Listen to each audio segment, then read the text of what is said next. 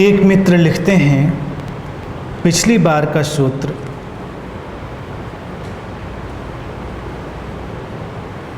कि जब शक्ति और ज्ञान से वंचित किए जा रहे हैं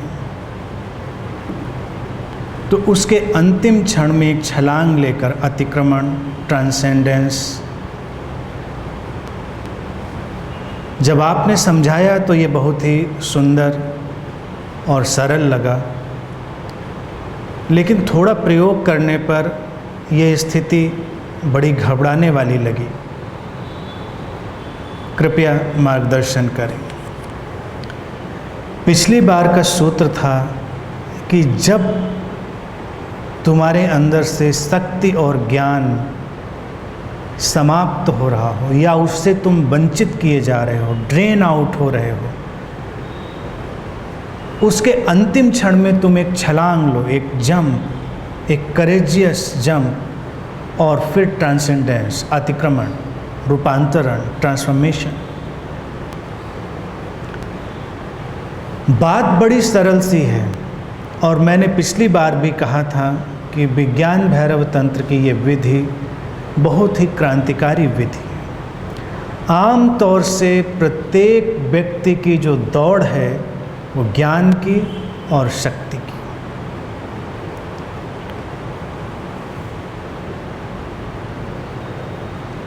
शक्ति और ज्ञान एक ही सिक्के के दो पहलू। तो तुम्हारे लिए ये कल्पना करना कि तुम उससे वंचित किए जा रहे हो, घबराने वाली स्थिति हो सकती है। अगर तुम बात को पूरा ना समझो तो तुम निश्चित रूप से बहुत विचलित और परेशान हो सकते हो। आमतौर से हर व्यक्ति विचलित होता है, इसीलिए इस तरह की विधियां प्रचलन में नहीं आती।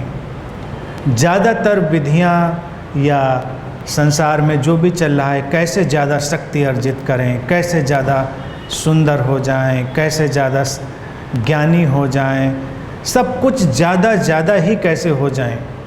लेकिन जीवन तो ऐसा नहीं है। जीवन डायलेक्टिकल है, द्वैत पर चलता है, विपरीत धाराओं में चलता है। जो लहर उठती है वो गिरती है और जो लहर गिरती है वो उठती है। कोई लहर ऐसी नहीं हो सकती जो उठती ही उठती चली जाए और कोई लहर ऐसी नहीं हो सकती जो गिरती ही गिरती चली जाए। जीवन का सामंजस्य, उसकी हार्मनी, उसका बैलेंस, उसका संतुलन इसी में है। तुम शक्ति पाते हो और शक्ति खोते हो। एक सांस भीतर लेते हो और दूसरी बाहर छोड़ते हो।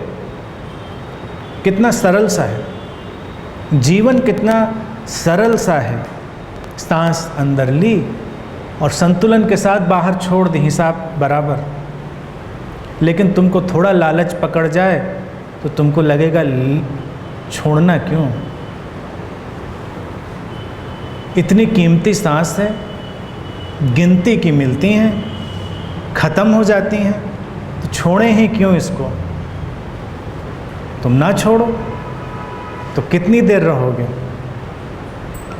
पकड़ना और छोड़ना, ये विधि छोड़ने पर आधारित है। जैसे मैंने कहा था, जीवन में दो स्थितियां हैं, पीक और वैली। पीक और वैली, शिखर और घाटी साथ ही होते हैं।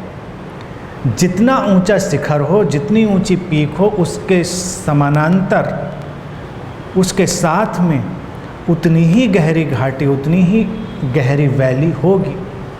तुम ये नहीं सोच सकते कि बिना वैली के कोई पीक हो जाए, बिना घाटी के कोई शिखर हो जाए। शिखर पर तो हर कोई चढ़ना चाहता है, घाटी में उतरना कोई नहीं चाहता। लेकिन तुम्हारे चाहने ना चाहने से फ़र्क क्या पड़ता है। जीवन कोई तुम्हारे चाहने से थोड़ा ही चलता है, वो तो बस वैसा ही है जैसा है। घाटियाँ भी आएंगी, आती हैं, और ये विधि तुम्हारे लिए एक बहुत बड़ा आश्वासन है। ये विधि तुम्हारे लिए बहुत बड़ा सहारा है। आशा का एक स्तंभल है।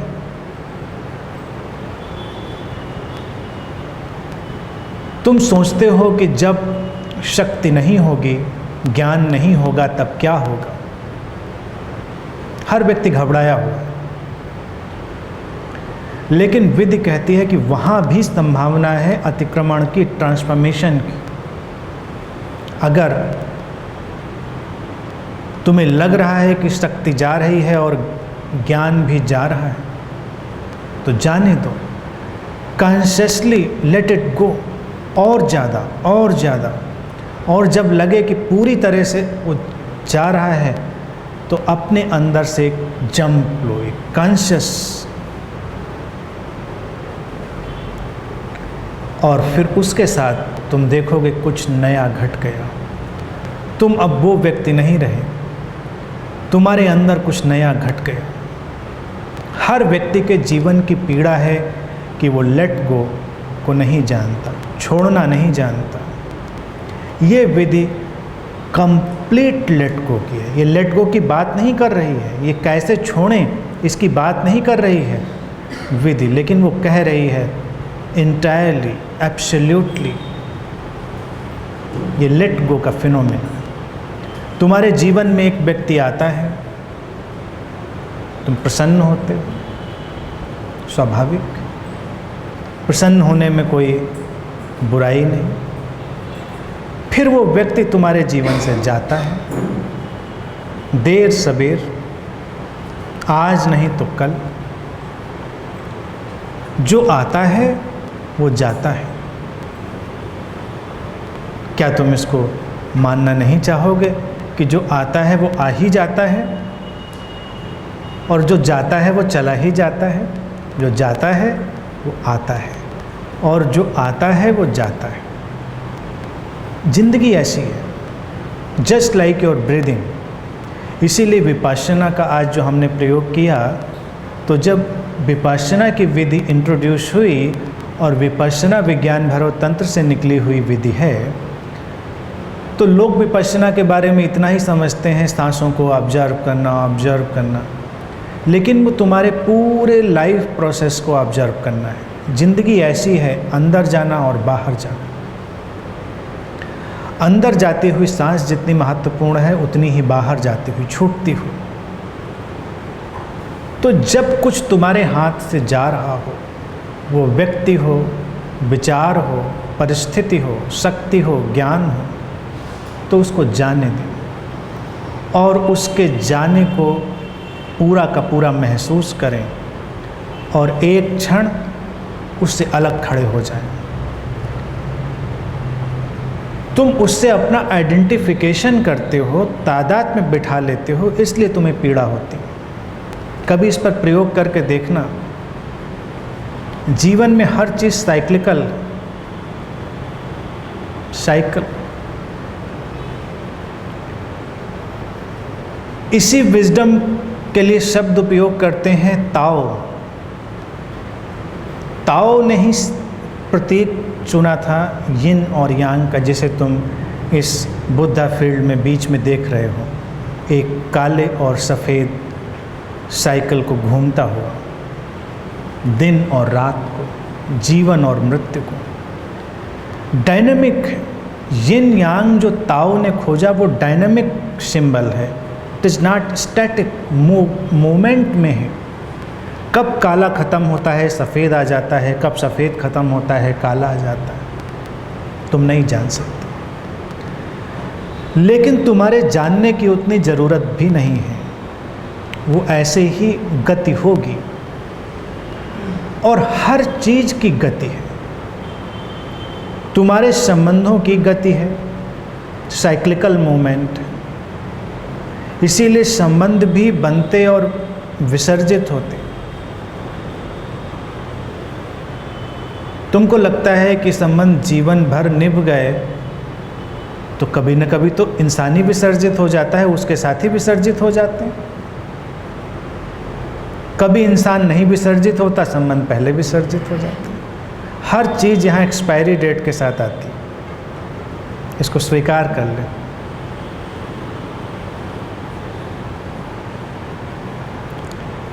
Only permanent thing is your consciousness, and manifestation of consciousness is always transient, temporary. जो चेतना के माध्यम से प्रकट हो रहा है वो अस्थाई है, परमानेंट नहीं है। केवल चेतना ही, वो स्रोत जिससे निकलकर सब घटनाक्रम फैलता है, वही स्थायी है, और उससे जुड़ना ही तुमको सारी घबराहट से मुक्त करेगा। उसके पहले अगर तुम आइडेंटिफिकेशन बनाओगे, तादाद में बनाओगे, तो घबराहट आएगी। कुछ लोग जो मनोरोग से ग्रस्त होते हैं, वो जिस समस्या को अपने अंदर पैदा करते हैं वो बस छोटी सी समस्या है। हर चीज़ से आइडेंटिफिकेशन, हर चीज़ से तादाद में बना लेना, जैसे तुम्हारे लिए ही सब हो रहा है, जैसे तुम्हारे लिए ही सुबह हो रही है, जैसे तुम्हारे लिए ही शाम हो रही है। तुम्हारे लिए नहीं हो रही है, तुम्हारे बिना भी वो होती रही है और तुम्हारे बिना भी होती रहेगी। लेकिन तुम दुखी हो सकते हो, तुम चाहो तो दुखी हो सकते हो। सुबह शाम तो तुम स्वीकार कर लेते हो क्योंकि थोड़ा दूर का वास्ता पड़ता है, लेकिन ज़िंदगी में और बहुत सारी चीज़ें हैं जिन्हें तुम स्वीकार नहीं कर पाते। तुम्हारा स्वास्थ्य है, बीमारियां हैं, संबंधों की बात भी मैं कर रहा हूँ, तुम्हारे विचार भी। और सूत्र कहता है शक्ति और ज्ञान, उसने उसको क्रिस्टलाइज कर दिया, कैप्सूल फॉर्मेट में तुमसे बात करी कि सब चीज़ों को शक्ति और ज्ञान के कैप्सूल से निकालकर हम फैलाते चले जा सकते हैं। जितनी भी यात्रा है हमारी संबंधों की, व्यापार की, पद की, प्रतिष्ठा की, वो शक्ति के विस्तार की। अध्यात्म की भी जितनी दौड़ है वो या तो शक्ति की है, नहीं तो ज्ञान की। कभी कभी शक्ति छोड़ने की बात आए तो व्यक्ति शक्ति छोड़ सकता है, लेकिन ज्ञान छोड़ना बड़ा मुश्किल।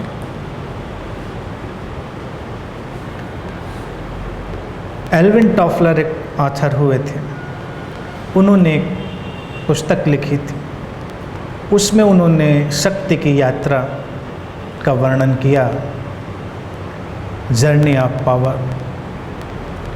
तो कहते हैं कि पहले शक्ति मसल पावर में थी, जिसके पास जितनी शारीरिक ताकत है पहले वो व्यक्ति उतना शक्तिशाली होता था समाज में। तो लोग समूह बनाते थे, युद्ध करते थे, और जो जितना बड़ा योद्धा हो वो समाज में प्रतिष्ठित और अच्छा जीवन व्यतीत करता था। इसीलिए एक संघर्ष था। लेकिन जब विकास हुआ, सभ्यता विकसित हुई, तो मसल पावर को रिप्लेस किया मनी पावर, धन ने।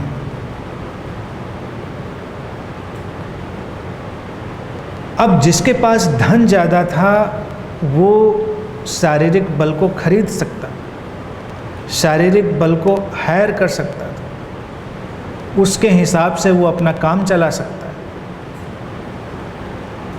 तो उसके ऊपर हावी हो गया मनी पावर। उसकी दौड़ आज तक भी बहुत ज़्यादा है, और आज भी तुम देखते हो मनी पावर। तुम किसी की हत्या नहीं कर सकते, लेकिन कॉन्ट्रैक्ट तो दे ही सकते हो, सुपारी तो दे ही सकते हो, पैसा है तुम्हारे पास तो। इसीलिए जिनके पास ज़्यादा पैसा होता है उनको लगता है देख लेंगे तुमको, हम तो कुछ नहीं करेंगे, सीधे साधे व्यक्ति हैं, लेकिन एक फ़ोन करके सुपारी तो दे ही जा सकती। बाद में जो होगा उसको तो फिर अस्तित्व जानता है। लेकिन एल्विन टॉफलर कहते हैं कि जल्दी ही उसको भी सुपरसीड किया, उसके भी आगे गई माइंड पावर, नॉलेज। जिनके पास ज्ञान था, धन उनके पीछे भागता। तुम धन से जीवन नहीं चला सकते। You need sharp settle knowledge. तो जो लोग सोच सकते हैं, प्लान कर सकते हैं, विचार कर सकते हैं, आज वो बहुत महत्वपूर्ण हो गए। एल्विन टॉफलर यहाँ तक रुक जाते हैं। ज्ञान की शक्ति को उनका कहना है कि सबसे ऊपर आ गई। जो व्यक्ति बहुत विद्वान है, और तुम देखते हो आज तुम्हें कोई कंपनी चलानी हो, कुछ भी करना हो, तुमको वही लोग लेने पड़ेंगे जिनके पास ज्ञान है, स्पेशलाइजेशन। और शक्ति की यात्रा फिर और आगे जाती है जब अध्यात्म में व्यक्ति प्रवेश करता है। तो सोल पावर, जिसके अंदर जितनी आत्मिक शक्ति है, आत्मबल है, वो उस ज्ञान के ऊपर भी हावी हो जाता है।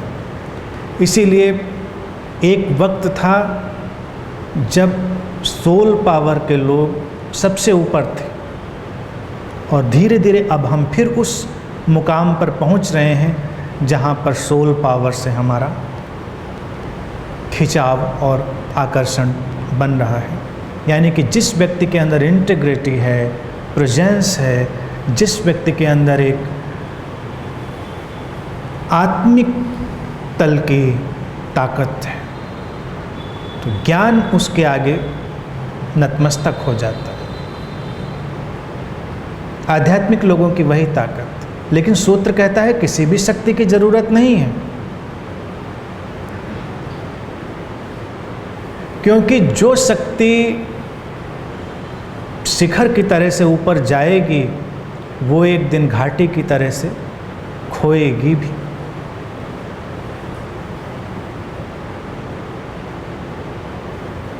तब तुम क्या करोगे? तब ये सूत्र काम आएगा, simply transcend and be witness. साक्षी हो जाओ, सारे हलचल के उतार चढ़ाव के साक्षी हो जाओ। ये साइक्लिकल मूवमेंट है, वर्तुल है, स्थायी कुछ भी नहीं है। शक्ति और ज्ञान किसी भी स्तर का हो, स्थायी नहीं है, और वहीं पर रूपांतरण घटता है। यानी अगर सोल पावर के आगे जाएंगे तो पावर की लैंग्वेज तो विदा कर देनी पड़ेगी, उसको ही कहेंगे enlightenment. Enlightenment dissolution of power, dissolution of knowledge. ऐसा नहीं इनलाइटेंड व्यक्ति बहुत ज्ञानी हो गया है या बहुत शक्तिशाली हो गया है। इनलाइटेंड व्यक्ति वही है जो ज्ञान और शक्ति से परे हो गया है, सबका साक्षी हो गया। जब ज्ञान और शक्ति उसके अंदर से आती है तो उसको पूरा का पूरा रिफ्लेक्ट कर देता है, अभिव्यक्त कर देता है, और जब नहीं आती तो वो खाली आसमान की तरह रह जाती है। उसको इनलाइटनमेंट कहते हैं। इसलिए इनलाइटनमेंट से कभी ये तात्पर्य ना लें जो कि ज़्यादातर लोग लेते हैं। इनलाइटनमेंट का मतलब ये व्यक्ति सबसे ज़्यादा शक्तिशाली हो गया या सबसे ज़्यादा ज्ञानी हो गया। वो ज्ञान और अज्ञान से परे हो गए, बियॉन्ड। तो तुमको जो घबराहट पकड़ी वो एक कंडीशनिंग है। अगर तुम उस घबराहट को भी देख पाओगे, उस बेचैनी को भी देख पाओगे, तो उससे मुक्त होने का रास्ता खुल जाएगा। तुम मेरे पास भी आए अगर, तो कई बार 99 मौके तो यही हैं कि तुम शक्ति की तलाश में ही यहाँ आते हो, कि कुछ सहारा, कुछ सपोर्ट, और मैं तुम्हें नहीं देता कभी, क्योंकि तुम उससे परे हो। तुम्हें सपोर्ट देना तुम्हें कमज़ोर बनाना। तुम सोचते हो कि मैं बोलता हूँ इसलिए कि तुम्हारा ज्ञान बढ़ जाए, लेकिन जो लोग ज़्यादा दिन सुन लेते हैं वो जानते हैं रहा सहा ज्ञान भी जाता रहता है, क्योंकि ये डिवाइस है तुमको एम्प्टी करने की। जैसे एक कांटे से कांटा निकालते हैं, ऐसे एक विचार से दूसरे विचार निकालते हैं, और जो विचार यहाँ से निकलते हैं उनका मैग्नेटिज्म अलग होता है। वो पहले तुम्हारे अंदर टकराते हैं, तुम्हारे विचारों को अट्रैक्ट करते हैं, और फिर तुमसे बाहर हो जाते हैं, तुम्हारे विचारों को लेकर भी जो होते हैं उनको भी ले जाते हैं। you become empty. मेडिटेशन इस एम्प्टीनेस की ही यात्रा है, भरना नहीं है। ज़्यादातर लोगों को अगर ध्यान का भी कंसेप्ट बताया जाए तो उनको कुछ अचीवमेंट जैसा कंसेप्ट लगता है। कुछ ऐसा करेंगे कि अचीवमेंट, रोशनी से भर जाएंगे, शांति से भर जाएंगे, कुछ ना कुछ भर जाएंगे। और मैं कहूँगा एम्प्टीनेस। महामंत्र ध्यान तुम लोग करते हो, हमेशा उसमें एम्प्टीनेस का प्रयोग है। लेकिन खालीपन और भराव दोनों साथ साथ चलते हैं। तुम अगर एक बार खालीपन को जान लेते हो तो तुम निश्चिंत हो जाते हो, तुम्हारे अंदर से बेचैनी चली जाती है। और नियम ये है कि कोई खालीपन हमेशा खालीपन नहीं रहता, लेकिन खालीपन से तुम्हारा डर है, इसीलिए तुम हमेशा भरे रहना चाहते हो। और जबकि ये इतनी सिंपल विजडम है कि बर्तन खाली ही ना हो तो उसमें भरोगे क्या। चाय भी पीनी है तो पहले खाली प्याला चाहिए, तब उसमें चाय डालोगे। कोई भी चीज़ खाली चाहिए, कमरा खाली चाहिए, तब तुम इसमें बैठोगे। भरा हुआ कमरा तुम उसमें कहाँ बैठोगे। स्पेस, एम्प्टीनेस, वही जरूरी है। लेकिन क्या हम उसको लेकर तैयार हैं? क्या हम उस एम्प्टीनेस को लेकर पूरी तरह से साथ लेकर चलने के लिए तैयार हैं? समझते हुए भी शायद नहीं। और वही घबराहट है। इसीलिए पूरी दुनिया में धर्मों की और अध्यात्म की जो यात्रा रही है, तुम देखोगे उसमें उन्होंने तुम्हारे मन को भर दिया है, भगवानों से, देवी देवताओं से, मंत्रों से, विचारों से, ज्ञान से, पता नहीं किस किस चीज़ से। खाली नहीं किसी का मन। अक्सर ध्यान के लिए जो सबसे कन्फ्यूजन होता है, जब किसी व्यक्ति को कहो ध्यान तो कहता है किसका ध्यान, अगर उसको किसी का नहीं।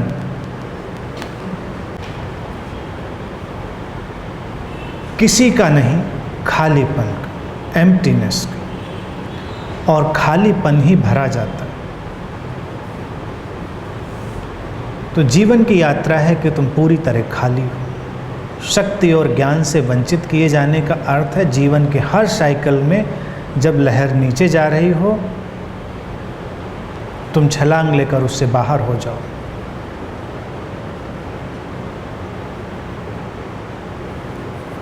तुम्हारे जीवन से एक संबंध जाए, खाली हो जाओ, तो कोई और संबंध आकर तुम्हें भरेगा। नहीं भरेगा तो तुम किसी और बात से भरे जाओगे। लेकिन उसको लेकर अगर तुम वैचारिक, भावनात्मक रूप से अटके रहो तो तुम एक गहरी पीड़ा से गुजर सकते हो।